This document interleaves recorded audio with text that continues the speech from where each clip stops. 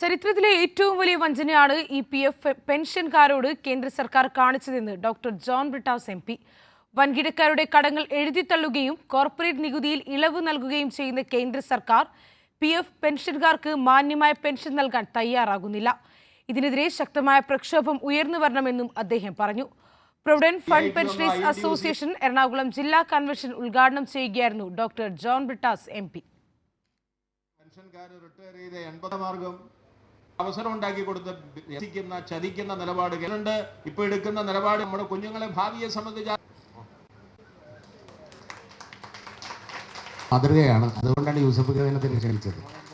ഇന്ത്യയുടെ ചരിത്രത്തിലെ ഏറ്റവും വലിയ വഞ്ചനയാണ് യഥാർത്ഥത്തിൽ കേന്ദ്ര സർക്കാർ കാണിച്ചത്. സുപ്രീം കോടതിയും ഹൈക്കോടതികളും മാറി മാറി പറഞ്ഞു, ഈ രാജ്യത്തിന് വേണ്ടി കഷ്ടപ്പെട്ട ആൾക്കാരില്ലേ, നിങ്ങളുടെ പക്കൽ പണമില്ലേ, ആ പണം കൊടുക്കണ്ടേ, കുറച്ച് കൊടുക്കണ്ടേ, അവർക്ക് ജീവിക്കണ്ടേ, മാന്യമായി ജീവിക്കണ്ടേ, രോഗം വരുമ്പോൾ ചികിത്സിപ്പിക്കണ്ടേ, കൊടുക്കാൻ പറഞ്ഞു. അത് കൊടുക്കാതിരിക്കാൻ വേണ്ടി ഇവർ നടത്തിയ കള്ളക്കളികള് ഈ വിധിന്യായവും അതിനുശേഷമുള്ള ഉത്തരവുകളും പരിശോധിച്ചാൽ മനസ്സിലാവും.